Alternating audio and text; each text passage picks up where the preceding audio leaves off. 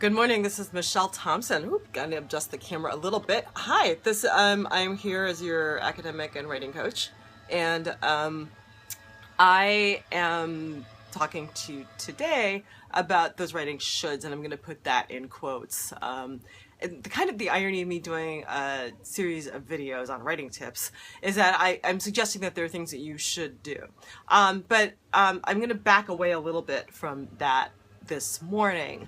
Not a lot, but a bit of it. So here we go. One of the things I have said in my videos is that you should be writing every day. And what I'm trying to convey is that it's important to set aside a regular amount of time to write. So one of the thoughts that you might have is really every single day. We should be writing every single day. Well, I have a confession to make to you. I haven't been able to write daily for the last 2 weeks.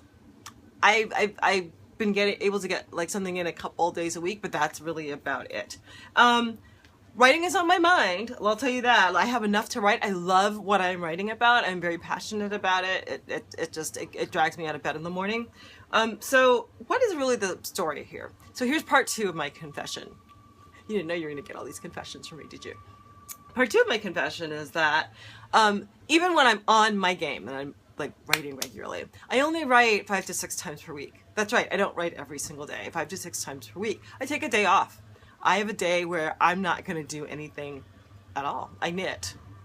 I watch TV. That's what I do. I need a day to do that. But when you think about that, writing 5 or 6 times a week, generally for 2 hours a day at least, that's a lot of time. Because if I write more than 2 hours, I'm fried, and anything that I write is useless anyway. So I actually don't even write every single day, right? The point is that I write regularly. But the second point, and perhaps more important, is that you really can't be rigid about anything. Let me back up a minute because I've talked a lot about Wendy Belcher's book in my videos, and it's amazing. And part of why she wrote the book is that writing is a little bit like sex. Everybody does it. Nobody talks about it. Nobody knows what works, what doesn't work, what people like, what they don't like. You get the point. And I think it's important to demystify a lot of this. What on earth works about writing? What works for you? What works for me? And we have to talk about that and put that all out in the mix so we can actually figure out what to do and how to proceed and what makes sense for each of us as we go about this process, right? So here's the thing. Life really gets in the way when you're actually trying to write, right? You might have a very big, like right now I have like 4 writing projects in the hopper. I could list them, but I won't bore you.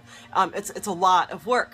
And when you have that much going on, you also have the life outside of writing. You have all these other things that you have to do, and life is really getting in my way. So in addition to coaching, I'm also a part-time professor. I teach part-time in the CUNY system, and it's summer.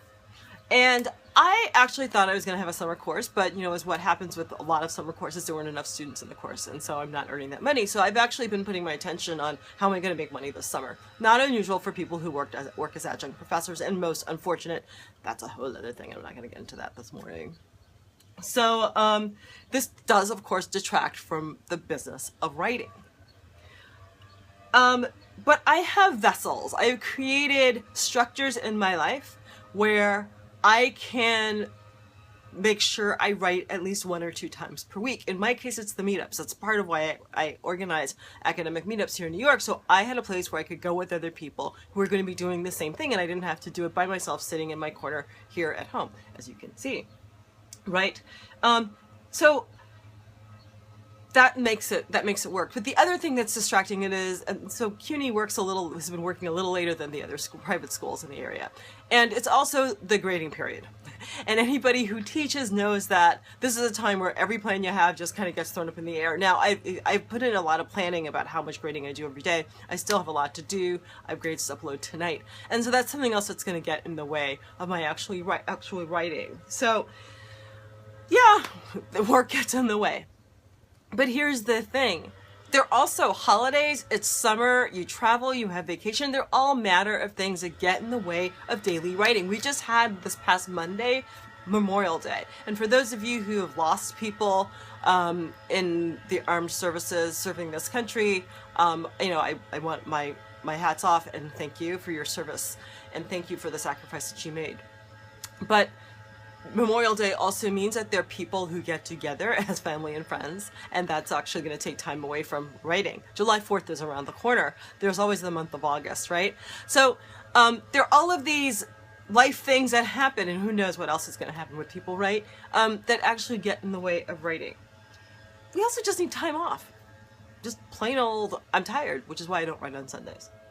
So the moral of the story is that all of these other things in life are part of the writing process. Writing isn't just sitting down and writing the thing that you're talking about, but planning what you're going to do, when you're going to do it.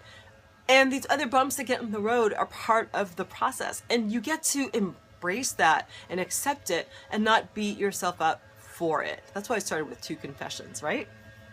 It doesn't have to be at the... You can actually plan for these vacillations in time. You can look at your calendar and go, you know what, it's Memorial Day, I'm not writing that day. It's July 4th, I'm not going to do that. My parents are coming in town on this date, that's it, I'm not going to write then. You can actually plan for that and create buffers in your planning schedule so that you're in a position so that when these things happen, you're not actually surprised, right? And you have the buffer for that. And every week you might actually set a set of priorities, and sometimes writing isn't going to be the top priority that week, right? If you are an adjunct and you need to find how you're going to make money this summer, yeah, writing's not going to be at the top of your list. That's fine. You can adjust those, but if it's important enough, it'll work its way and you will make sure that it goes back to the top of your priority list, right?